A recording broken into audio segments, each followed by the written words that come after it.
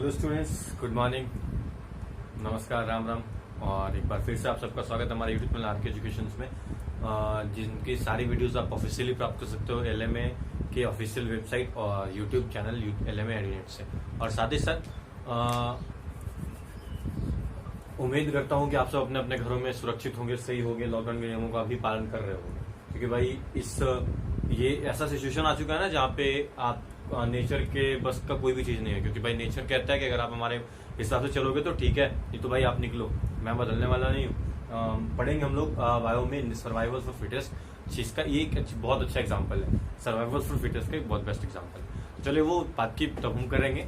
फिलहाल एक चीज मैं आपसे कहना चाहूंगा, if you like our videos, if you like my videos, then you can like it, share it and subscribe it, and also share with your friends, suggest your friends to get these videos, to study these videos. Okay, तो चलिए बच्चे, आज हम आते हैं अपने chapter के अगले पार्ट पे।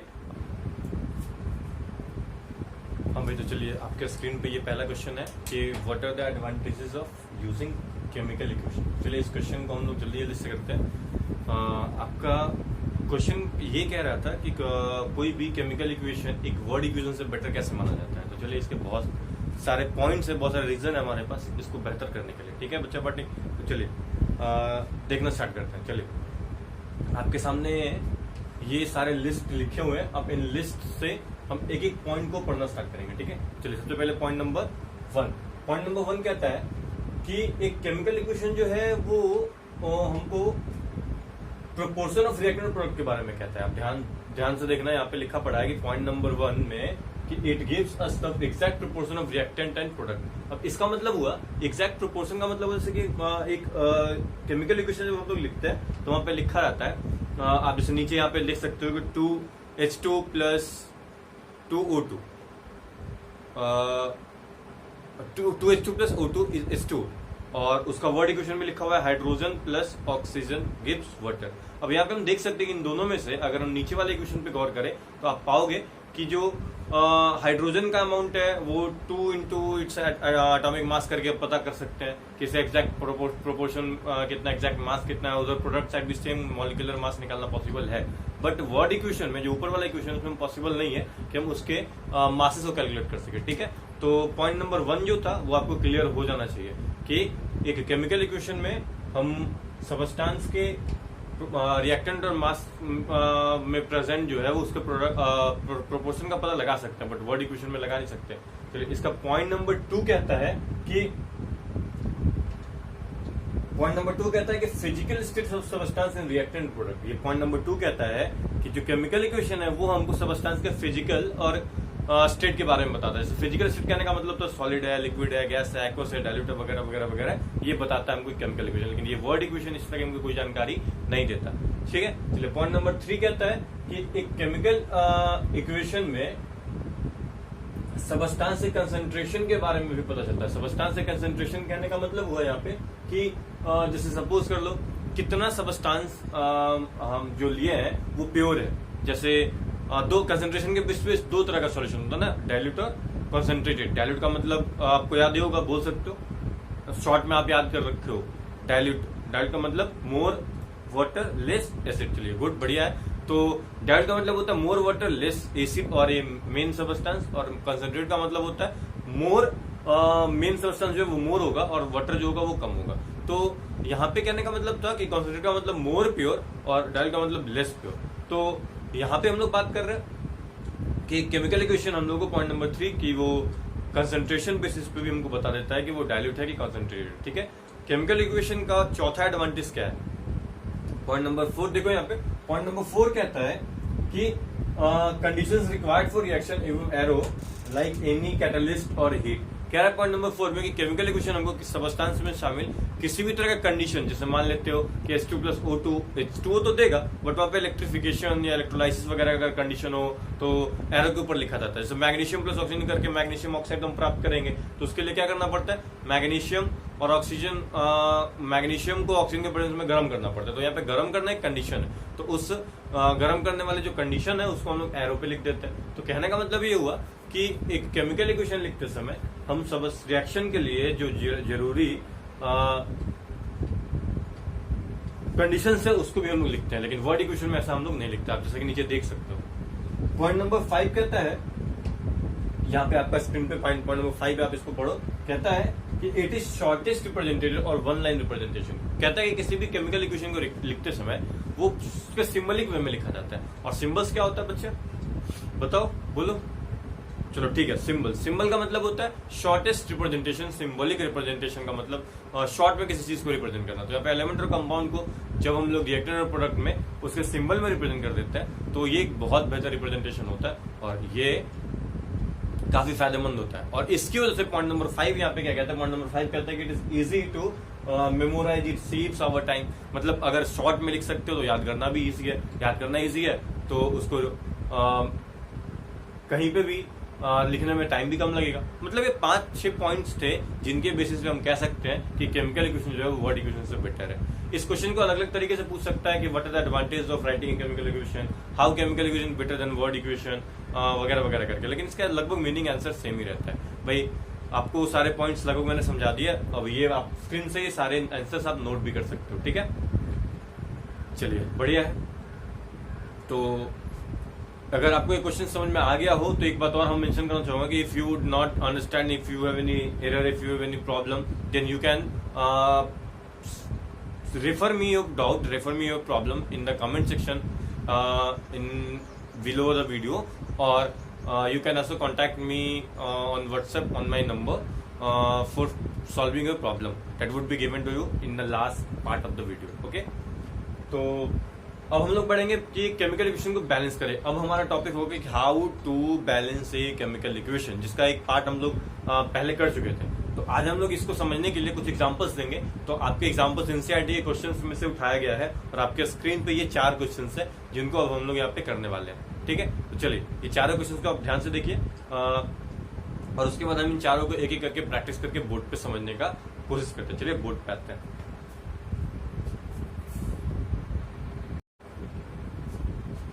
चलिए हमारा पहला क्वेश्चन बोर्ड पे लिखा हुआ है, हम इसमें देख सकते हैं कि हाइड्रोजन हमारे पास एक है रिएक्टेंट साइड में, एक और 2 3 है, टोटल 3 हाइड्रोजन है।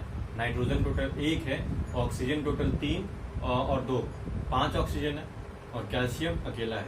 अगर प्रोडक्ट साइड की बात करें तो प्रोडक्ट साइड में हमारे पास हाइड्रोजन 2 है, कैल्शियम अकेला है, नाइट्रोजन यहाँ पे 2 है और ऑक्सीजन यहाँ पे 3 × 2 यानी कि 6 + 1 7 है। चलिए इसको हम लोग बैलेंस करने के लिए पहले हम लोग मल्टीप्लाई करने की कोशिश करेंगे। हम यहाँ पे देख रहे हैं कि H यहाँ पे एक ही जगह पे और वो भी 2H2 और यहाँ पे H 2 और फिर एक सिंगल है। इस H को हम दुगना करने की कोशिश करेंगे। हम एक बार आप याद रखना और बच्चे की यहाँ पे जरूरी नहीं है कि हम हाइड्रोजन को पहले बैलेंस करें, नाइट्रोजन को पहले बैलेंस करें, ऑक्सीजन को पहले बैलेंस करें, कैल्शियम बैलेंस करें। आपको ये हिट एंड ट्रायल मेथड, आपको जहां से भी लगता है कि नहीं पहले इसको करके बैलेंस किया जा सकता है तो आप उसको आगे होल नंबर लगाकर पहले मल्टीप्लाई कर लो और उसके बाद बैलेंस करने की कोशिश करो, फिर काउंट करो। ये तो हिट एंड ट्रायल है, पहले मल्टीप्लाई करो, काउंट करो, होता है तो ठीक है, नहीं तो फिर दूसरा नंबर ट्राई करो। ओके तो चलिए हम पहले H2 को 2 से मल्टीप्लाई कर देते हैं। जैसे इस H2 को 2 से मल्टीप्लाई करते हैं हमारा हाइड्रोजन हो जाता है 2 × 2 यानी कि 4। RHS में हमारा हाइड्रोजन 4 हो गया और ऑक्सीजन हो गया 2 × 1 यानी कि 2 और फिर 3 × 2 = 6 यानी कि ऑक्सीजन हमारा बढ़ के 8 हो गया।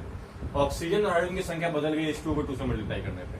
अब सेम चीज हम RHS में आने की कोशिश करेंगे। अगर RHS में हम यहाँ पे देख रहे हैं कि 3 हाइड्रोजन है, अगर यहाँ पे एक हाइड्रोजन को अगर डबल बना दिया जाए तो 2 और 2 टोटल 4 हो जाएगा। तो हम इसके लिए क्या करेंगे, HNO3 के आगे 2 लगा देंगे। जैसे ही ऐसा करेंगे HNO3 के आगे जैसे ही 2 लगा दिया जाएगा, आपका जो हाइड्रोजन है इधर 3 से चेंज होके 4 हो जाएगा।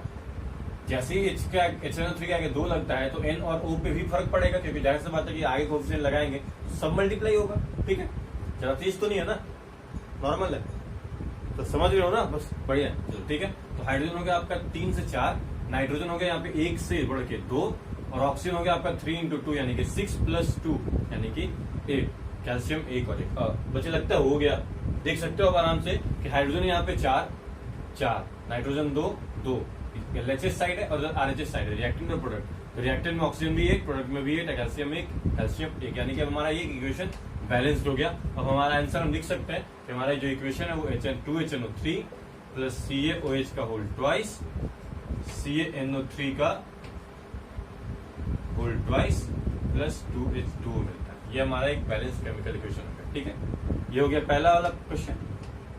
ठीक है, चलिए अब आपका स्क्रीन पे सेकंड क्वेश्चन जो है आप इसको उतारिए।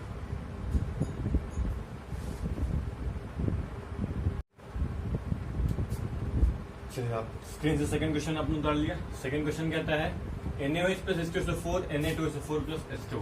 चलिए काउंट कीजिए रिएक्टेंट, ये है आपका रिएक्टेंट और ये है आपका प्रोडक्ट। ठीक है, तो रिएक्टेंट में हमारे पास है सोडियम, ये है आपका सोडियम। सोडियम के हमारे पास एक एलिमेंट है, ऑक्सीजन के हमारे पास एक यहाँ पे और 4 इधर, टोटल 5 एलिमेंट है। हाइड्रोजन के यहाँ पे हमारे पास 1 + 2 टोटल 3 एलिमेंट्स है। चलिए प्रोडक्ट साइड में सोडियम हमारे पास जस्ट 2 एलिमेंट है, सल्फर हमारे पास सल्फर इधर रह गया, देखिए सल्फर हमारे पास सिंगल है, सोडियम इधर 2 है, सल्फर सिंगल है, ऑक्सीजन यहाँ पे 4 + 1 5 है और हाइड्रोजन यहाँ पे 2 है। तो इसको बैलेंस करने का के लिए जो सबसे पहला कुछ जो नजर में आ जाएगा पहले हम वही कर देंगे। हम यहाँ देख रहे हैं कि सोडियम अकेला है और इधर सोडियम 2 है, तो हम रिएक्टेंट के सोडियम को 2 से मल्टीप्लाई कर देंगे। जैसे इसको 2 से मल्टीप्लाई करेंगे तो हम इसके आगे 2 लगाएंगे, जैसे इसके आगे 2 लगाएंगे सब 2 टाइम्स इंक्रीज हो जाएगा। तो सोडियम 1 से 2 हो गया, ऑक्सीजन हमारा यहाँ पे 1 से बढ़ के 2 हुआ, तो 2 + 4 इस बार 6 हो गया। हाइड्रोजन यहाँ पे 2 + 2 अब 4 हो गया। प्रोडक्ट साइड में अब यहाँ पे फिगर कंपेयर करो, sodium 2 oxygen 6 oxygen 5 hydrogen 4 hydrogen 2। अभी एरर है, अभी बैलेंस नहीं हुआ, अभी अनबैलेंस्ड ही है। अब आगे बढ़ते हैं, यहाँ पे हम देख रहे हैं कि H2O है, ये H2SO4 यानी कि HH2 है। इसके बाद हम यहाँ पे देख रहे हैं कि सल्फर सिंगल है, सल्फर सिंगल है, तो ऑक्सीजन हाइड्रोजन की संख्या यहाँ पे, हाइड्रोजन की संख्या पे 4 यहाँ पे 2। तो अब हम क्या करेंगे कि H2O को 2 से मल्टीप्लाई करेंगे। इस साइड जैसे हम H2O को 2 से मल्टीप्लाई कर देते हैं, हमारा हाइड्रोजन जो था वो 2 से 4, इस बार प्रोडक्ट के H2O को हमने मल्टीप्लाई किया, हाइड्रोजन 2 से 4 हो गया और ऑक्सीजन 2 + 4 6 हो गया। अब एक बार फिर से हम कंपेयर करेंगे, हम देखते हैं यहाँ पे सोडियम 2, तो sodium 2 oxygen 6 oxygen 6 hydrogen 4 hydrogen 4 sulphur 1 sulphur 1। यानी एक बार फिर से हमारा ये इक्वेशन बैलेंस्ड हो गया और यहाँ पे एक कंप्लीट बैलेंस केमिकल इक्वेशन मिला, 2NaOH plus H2SO4 Na2SO4 plus 2H2O। समझ गए बच्चे? चलिए समझ गए तो आ जाओ क्वेश्चन नंबर 3 में लगे। हाँ तो क्वेश्चन नंबर 3 देख लेते हैं। NaCl plus AgNO3 plus AgCl plus NaNO3, sodium chloride plus silver nitrate, silver chloride plus sodium nitrate. यहाँ पे हम देखते हैं कि सोडियम हमारे पास अकेला है, यहाँ पे सोडियम हमारे पास 1 है, सिल्वर हमारे पास 1 है, नाइट्रोजन हमारे पास 1 है और ऑक्सीजन हमारे पास 3 है। जस्ट इन रिएक्टेंट साइड यहाँ पे सिल्वर हमारे पास सिंगल है, क्लोरीन सिंगल है, सोडियम सिंगल है, नाइट्रोजन सिंगल है, ऑक्सीजन 3 है। इस साइड में क्लोरीन छूट रहा है बच्चा, क्लोरीन भी सिंगल ही है, सब तो सिंगल ही है और ऑक्सीजन 3, यानी कि ये ऑलरेडी एक बैलेंस्ड केमिकल इक्वेशन है, इसमें कोई कुछ भी करने की आवश्यकता नहीं है, ये ऑलरेडी एक बैलेंस्ड केमिकल इक्वेशन है। ठीक है, चलिए अब आते हैं पॉइंट नंबर क्वेश्चन नंबर 4 पे। फोर्थ क्वेश्चन कहता है BaCl2 plus H2SO4 BaSO4 plus HCl। यहाँ पे बैरियम क्लोराइड प्लस H2SO4 यानी sulphuric acid, barium sulphate plus hydrochloric acid. तो हम यहाँ पे देखते हैं, बैरियम काउंट करते हैं। बैरियम हमारे पास अकेला है, क्लोरीन यहाँ पे 2 है, हाइड्रोजन यहाँ पे 2 है, सल्फर 1 और ऑक्सीजन 4 है। इस तरीके से हम ऊपर जगह खाली भी कर सकते हैं। चलिए इसको हम लोग ऊपर काउंट करके लिखते हैं। हमारे पास बैरियम 1 है, क्लोरीन 2 है, हाइड्रोजन 2 है, सल्फर 1 है, ऑक्सीजन 4 है। प्रोडक्ट साइड में भी ज्यादा काउंट करते हैं। बैरियम 1 है, chlorine single, hydrogen single, sulphur single and oxygen is I think 4। अगर अब हम इन दोनों को एक सब कंपेयर करते हैं, चलिए यहाँ पे देखते हैं बैरियम अकेला है, chlorine 2, chlorine 1, number of chlorine is not balance, तो हमको क्लोरीन को बैलेंस करना पड़ेगा। दो को तो हम एक करने नहीं वाले, एक को ही दो करेंगे और एक आरएचएस में, यानी कि रिएक्टेंट प्रोडक्ट साइड वाले HCl के लिए 2 से गुना करना होगा, तो हम HCl को 2 से मल्टीप्लाई करेंगे। जैसे HCl 2 से मल्टीप्लाई होगा आपका ये हो जाएगा आपका 2HCl, यानी कि जो क्लोरीन है वो 1 से बढ़ के 2 हो गया, और जो हाइड्रोजन है वो हाइड्रोजन चेंज होकर 1 से 2 हो गया। एक बार फिर कंपेयर करेंगे, barium 1, chlorine 2, hydrogen 2, sulphur 1, oxygen 4 और ऑक्सीजन 4, यानी कि ये आपका एक इक्वेशन बैलेंस हो गया अब जाके आपका। अब हम इसको लिख सकते हैं मल्टीप्लीकेशन के साथ सारे नंबर्स को, 1 को लिखना जरूरी नहीं है, BaCl2 plus H2SO4 BaSO4 plus 2HCl, यानी कि आपका एक केमिकल इक्वेशन बैलेंस हो गया। ठीक है, तो बच्चे पार्टी ये 4 क्वेश्चन प्रैक्टिस के लिए हम लोगों ने किया, मैंने आपको समझाया कि केमिकल इक्वेशन में बैलेंस 4 कैसे करते हैं हिट एंड ट्रायल मेथड से। हम एक बात है कि ये आप अपनी मर्जी से स्वतंत्र रूप से कर सकते हैं, आपको यहाँ पे किसी भी केमिकल इक्वेशन को बैलेंस करने के लिए कोई particular hit and trial method में नियम की आवश्यकता नहीं है। आप ध्यान रखो, किसी भी नंबरों को आप किसी भी मल्टीप्लाई कर सकते हो। हाँ, बट फ्रैक्शन मत लेना, नंबर्स अनबैलेंस मत छोड़ना। ठीक है, चलो अभी इन सारे क्वेश्चंस को हम एक दूसरे मेथड से बैलेंस करेंगे, जिसको हम लोग बोलेंगे अलजेब्राइक मेथड। ठीक है, चलो इसको आप तब तक नोट कर लो, फिर हम लोग अलजेब्राइक मेथड पे आते हैं।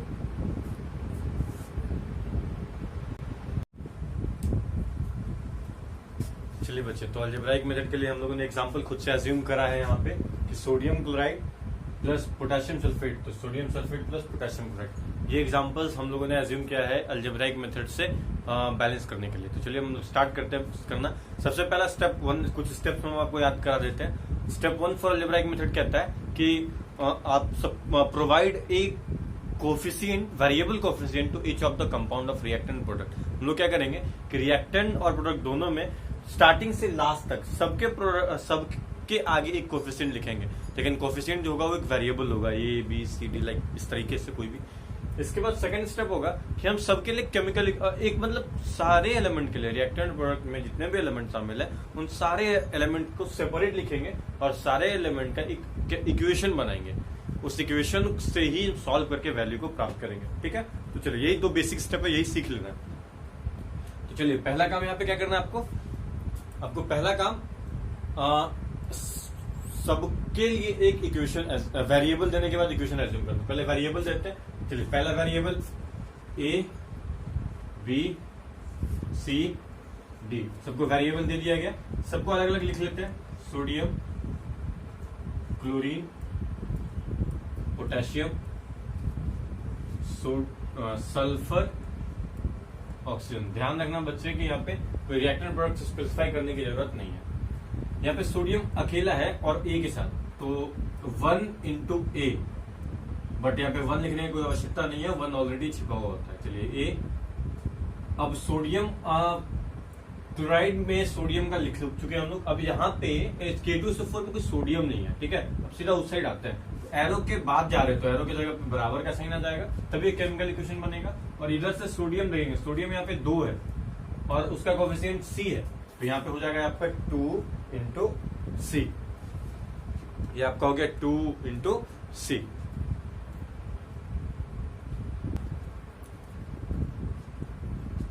चलो तो आपका सोडियम का हो गया। क्लोरीन यहाँ पे सिंगल है A के साथ, तो 1 into A, तो 1 छिपा हुआ है, और फिर इधर और नहीं है। अब इधर है क्लोरीन आपका, यहाँ पे है अकेला है D के साथ, तो मतलब D के साथ का हुआ, D कोफिशिएंट है उसका, तो 1 into D, तो 1 लिखने की जरूरत नहीं है। एक इक्वल टू डी, क्लोरीन का इक्वेशन बन गया। चलिए पोटेशियम यहाँ पे 2 है जिसका कोफिशिएंट B है, तो 2 into B।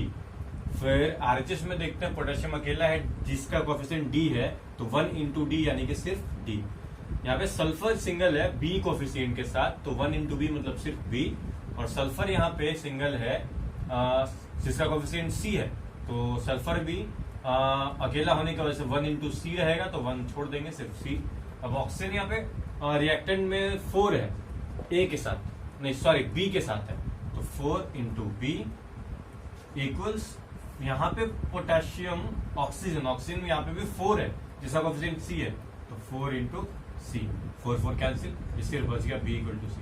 अब हम क्या करेंगे कि 5 इक्वेशन जो हमारे पास है, इन पांचों इक्वेशन में से हम किसी को भी सॉल्व करके एबीसी का वैल्यू निकाल लेंगे, और जैसे ही हमारा एबीसी का वैल्यू क्लियर हो जाएगा तो हम इक्वेशन को सॉल्व करना बंद कर देंगे और एबीसी के उन वैल्यूज को हम क्या करेंगे, इक्वेशन में पुट कर देंगे। ठीक है, समझ गए? चलिए आते हैं। तो यहाँ पे सेकेंड स्टेप होता है लेट करना होता है बच्चे। किसी भी क्वेश्चन को आप प्रूफ करते वक्त ध्यान रखना, ये मतलब नियम के रूप में आप मान के चलो कि बैलेंस करना है, तो आप सबसे पहले तो ए का वैल्यू ए बी सी या और वेरिएबल्स अगर होंगे तो उन सब में से ए की वैल्यू आप एज्यूम कर लोगे 1। ठीक है, अब ए की वैल्यू एज्यूम इस सब में करोगे ऐसा, ए का वैल्यू 1 हो गया तो अब यहाँ पे इसको सॉल्व करते हैं। ए को यहाँ पे पुट करेंगे तो हो जाएगा 1 बराबर 2 इंटू सी, यानी कि 1/2 इज इक्वल टू सी, यानी सी इज इक्वल टू हो गया 1/2। सी का वैल्यू आ गया। अब सी की वैल्यू हम देखते हैं, यहाँ पे b इक्वल टू सी लिखा हुआ है, यानी कि अगर c इक्वल टू 1/2 है तो b इक्वल टू भी 1/2 हो गया। ठीक है, अब यहाँ पे a इक्वल टू d था और a का वैल्यू हम लोग 1 एज्यूम किए, तो a इक्वल टू 1 तो d इक्वल टू भी 1, यानी d बराबर भी 1 हो गया। हम यहाँ पे देखते हैं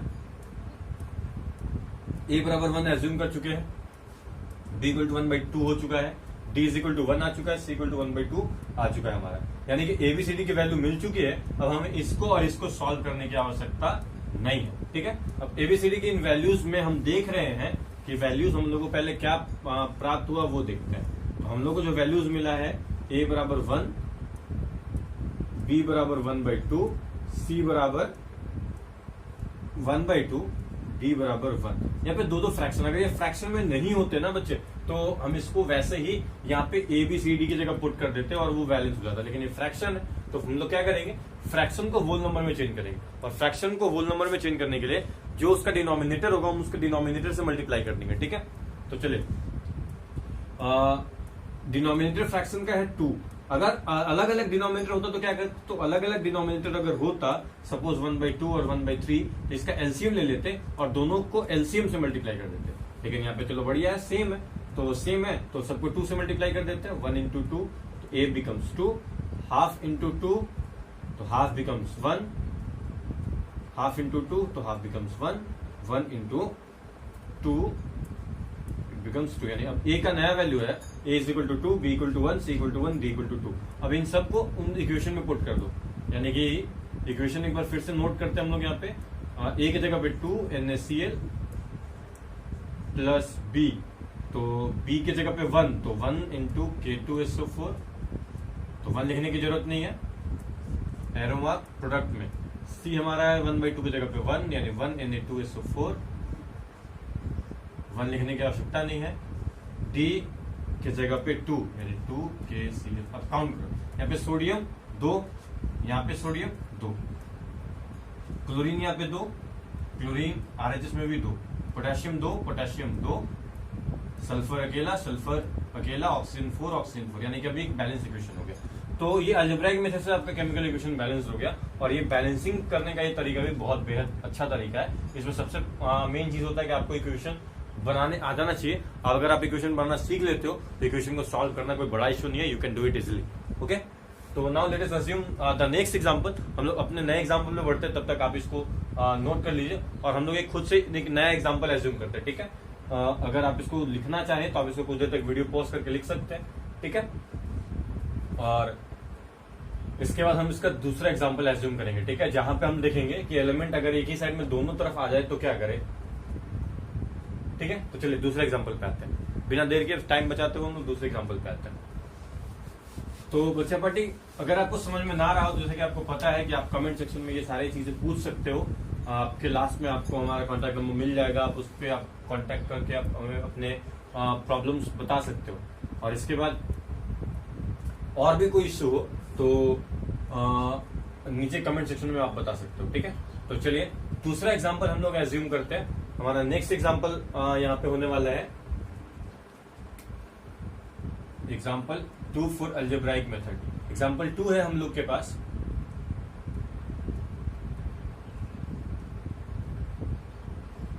CuSO4 प्लस KNO3,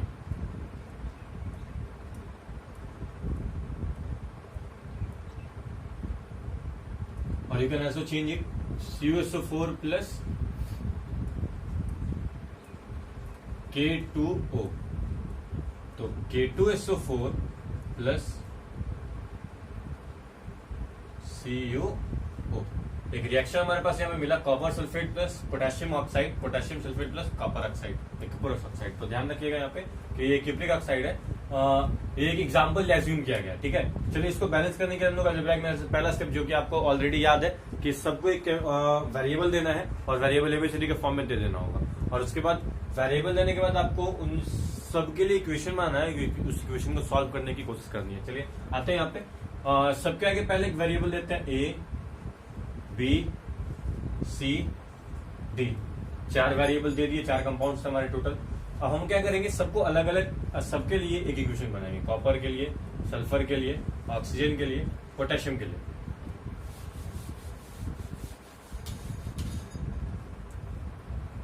चलिए कॉपर यहाँ पे सिंगल है विथ A, तो it would be 1 into A, और कॉपर इधर है नहीं, कॉपर अब इधर यहाँ पे D के साथ सिंगल है, तो 1 into D, तो 1 लिखने की आवश्यकता नहीं है, it will become A equal to D।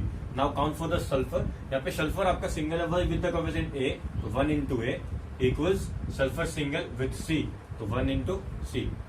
Now oxygen यहाँ पे देख सकते हो कि यहाँ पे भी है, यहाँ पे भी है, मतलब ऑक्सीजन यहाँ पे दोनों कंपाउंड्स में है। तो हम क्या करेंगे, LHS वाले पार्ट में ही दोनों ऑक्सीजन को लिखेंगे सेपरेटली। यहाँ पे ऑक्सीजन CuSO4 में 4 है A के साथ, तो 4 into A प्लस से जोड़ देंगे, यही दूसरा चीज था जो आपको याद रखना है, 4A प्लस ऑक्सीजन यहाँ पे इसमें सिंगल है B कोएफिशिएंट के साथ, तो 1 into B, तो 1 तो लिखते नहीं है, तो 4A plus B equals in the place of arrow, and now we will move toward the RHS part. यहाँ पे भी दोनों तरफ ऑक्सीजन है, हम क्या करेंगे यहाँ पे, K2SO4 का जो 4 है उसका कोएफिशिएंट C है, तो it will become 4 into C, और CuO में O सिंगल है विद कोएफिशिएंट D, तो ये it will become 1 into D, यानी सिर्फ 4C plus D। For potassium, तो पोटेशियम यहाँ पे 2 है विथ B, तो 2 into B, RHS में पोटेशियम 2 है विथ C, तो 2 into C, तो 2 कैंसिल हो गया, यानी B इक्वल्स C हो गया। चलिए अगला पॉइंट, लेट करना होता है, लेट A बराबर 1, ये इंपॉर्टेंट चीज है, A बराबर 1 कर लिए, 1 बराबर हो गया आपका D, जैसे यहाँ पे पुट किया गया ये 1 बराबर D हो गया, तो यानी D बराबर 1 आ गया। अब यहाँ पे देखते हैं A into A बराबर 1 into C, यानी कि A बराबर C है और A बराबर 1 भी है, तो 1 बराबर C यानी C बराबर 1। अब यहाँ पे क्या है, A का वैल्यू है, C का वैल्यू है, D का वैल्यू है, इसको यहाँ पे पुट कर सकते हैं। A की वैल्यू 1 थी, 4 into 1, B की वैल्यू नहीं मालूम, तो B को B छोड़ देते हैं, C की वैल्यू 1 है तो 4 into C, और D की वैल्यू भी 1 है तो 4 into 1। अब यहाँ पे देखते हैं 4 plus B is equal to 4 plus 1, तो B इज इक्वल टू कितना हो जाता है, 5 प्लस 4 हो जाएगा तो -4 हो जाएगा, यानी B इज इक्वल टू 1, यानी B की वैल्यू भी यहाँ पे कैलकुलेट हो गई। और अब चाहते तो यहां से भी कैलकुलेट करते, B इक्वल टू C है तो C का वैल्यू पुट करते तो B इक्वल टू 1 ही आता, ठीक है। चलिए अब हम इन सब वैल्यूज को एक साथ लिखते हैं, सारी वैल्यूज कितनी आ गई, A इक्वल टू 1 1 1, अरे वाह, तो कमाल है भाई, सबके सब वैल्यूज 1 1 1 1 आ गए। इसका मतलब हम लोगों ने ध्यान नहीं दिया, क्वेश्चन पहले से बैलेंस था, अगर अनबैलेंस भी होता तो दिक्कत नहीं है, यहाँ पे सारे वैल्यूज जो भी आते वो इसको पुट करने पे इक्वेशन को बैलेंस ही कर देते हैं, ठीक है। तो इसका मतलब ये ऑलरेडी एक बैलेंस केमिकल इक्वेशन है, अगर नंबर सेम आ जाए तो याद रखिएगा एक बैलेंस केमिकल इक्वेशन है। तो आपको मैंने बता दिया, अब आपके पास क्वेश्चंस हैं ऑलरेडी, काफी क्वेश्चंस, आप उनको प्रैक्टिस कीजिए अपने हिसाब से, और हिट एंड ट्रायल मेथड से बैलेंस करने के बाद आप उसको अलजेब्राइक मेथड से बैलेंस कीजिए। अगर दोनों ही के सिचुएशंस में आपके आंसर सेम आ जाते हैं तो इसका मतलब क्लियर है कि भाई आपका आंसर बिल्कुल सही है, ओके। तो आई होप कि आपको समझ में आ गया होगा, अगर आपको ना समझ में आया हो तो आप हमें कमेंट सेक्शन में अपने प्रॉब्लम्स बता सकते हैं, ठीक है। तो okay, good luck, all the very best, thank you, आते रहो, पढ़ते रहो, सीखते रहो, बाय बाय, गॉड ब्लेस।